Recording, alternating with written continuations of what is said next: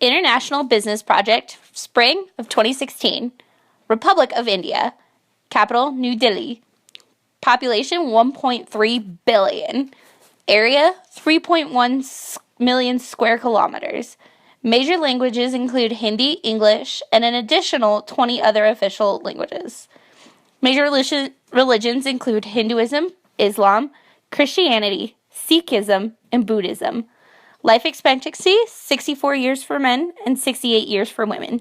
National currency is the rupee.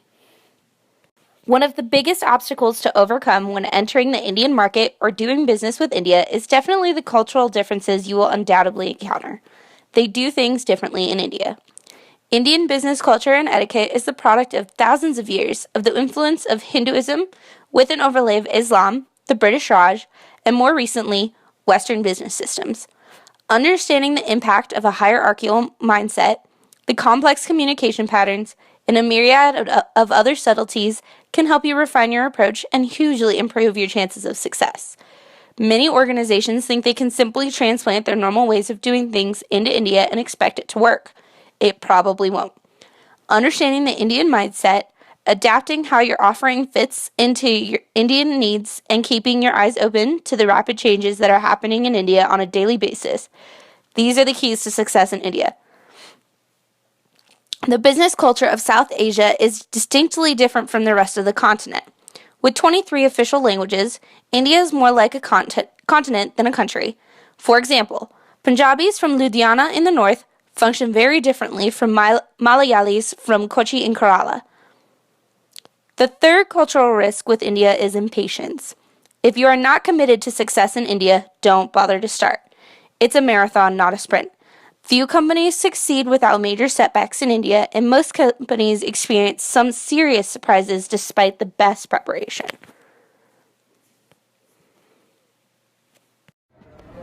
नमस्ते sir, मेरा नाम है अर्जुन सिंह। 5000 साल पुरानी सभ्यता की वजह से हम हिंदुस्तानी सबको ऐसे ही झुक के प्रणाम करते हैं। When we greet one another, we fold our hands in namaste because we believe that God resides in the heart of every human being. ऐसी सभ्यता जिसमें एक कैथलिक औरत प्रधानमंत्री की कुर्सी एक सिख के लिए छोड़ देती है और एक सिख प्रधानमंत्री पद की शपथ एक मुस्लिम राष्ट्रपति से लेता है। उस देश की बागडोर संभालने के लिए जिसमें 80% लोग हिंदू हैं। We come from a nation where we allow a lady of Catholic origin to step aside for a Sikh to be sworn in as Prime Minister by a Muslim President to govern a nation of over 80% Hindus. आपकी मातृभाषा अंग्रेजी पूरी दुनिया में सबसे ज्यादा हमारे ही देश में घसी जाती है।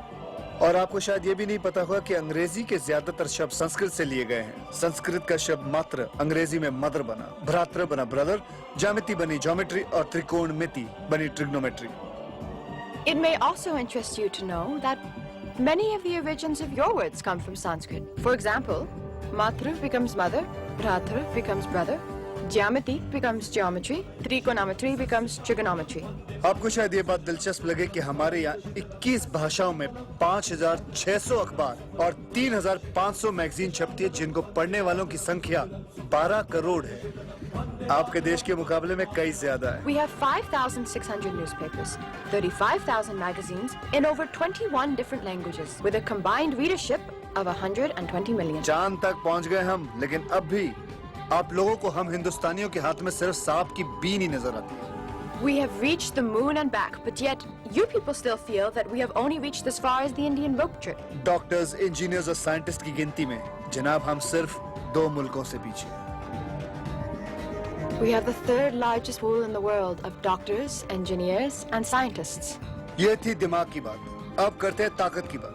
दुनिया में तीसरी सबसे बड़ी फौज हमारे यहाँ है, आपके यहाँ नहीं। फिर भी मैं आपके सामने झुक के आपको प्रणाम करता हूँ, क्योंकि हम किसी को अपने आप से छोटा या कमजोर नहीं समझते। नमस्ते। Maybe your grandfather didn't tell you that we have the third largest army in the world. And even then, I fold my hands in humility before you because we don't believe that we are above or beneath any individual.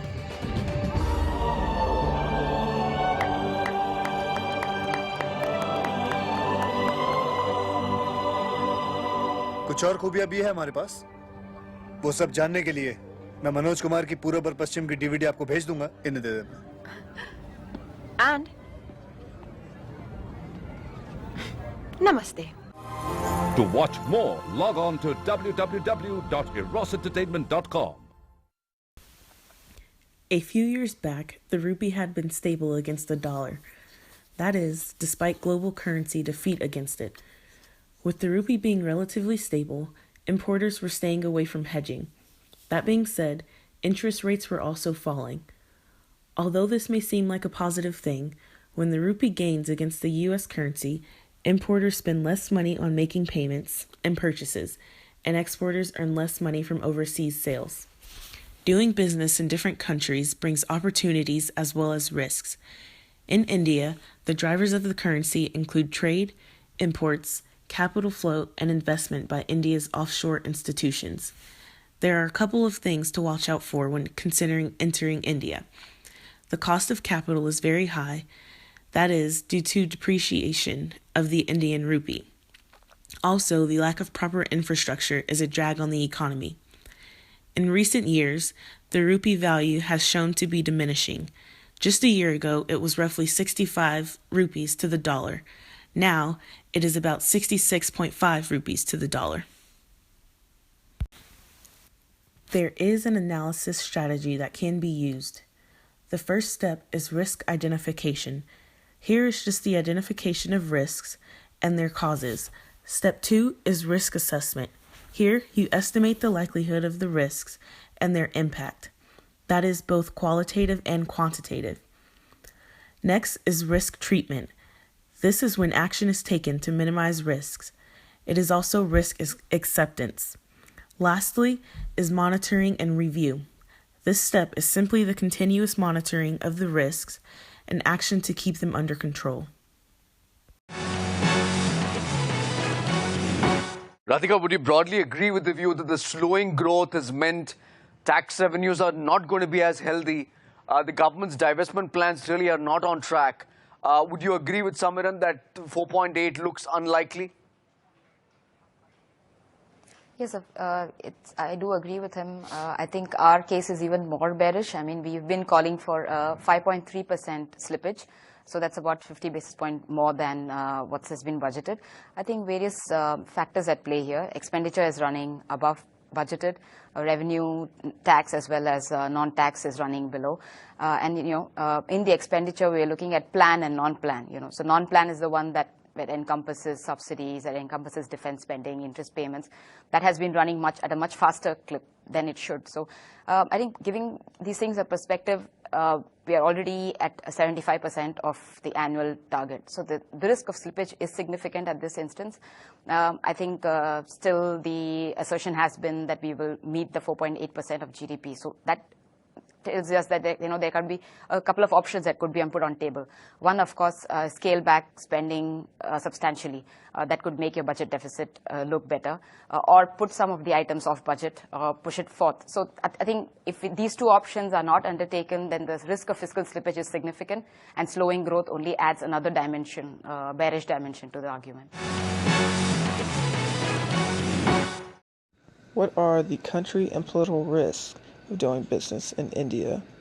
A risk analysis has been made, and it's been found that many foreign investors find that frequently they have little or no control over external events, which can adversely affect the commercial viability of their investments and future business plans in India. These developments include a slowdown in government decisions due to political instability, adverse changes or unpredictability on foreign investment, import, ownership, pricing, or tax issues. There's also been cultural problems, delays, or legal disputes to local partners and suppliers, labor unrest and industrial action, disruption of normal businesses due to social and political unrest, corruption, and bureaucratic inefficiency. There's also unexpected delays and cost overruns due to overlapping governmental jurisdiction, and finally, fluctuation in interest, inflation, and currency rates. This has been a country and political risk analysis of doing business in India. Thank you for taking the time to listen to our discussion on the risks of doing business in India. In our discussion, we've addressed cultural, currency, and country risks you will face as a foreign company doing business in India. We hope you found this information helpful to you.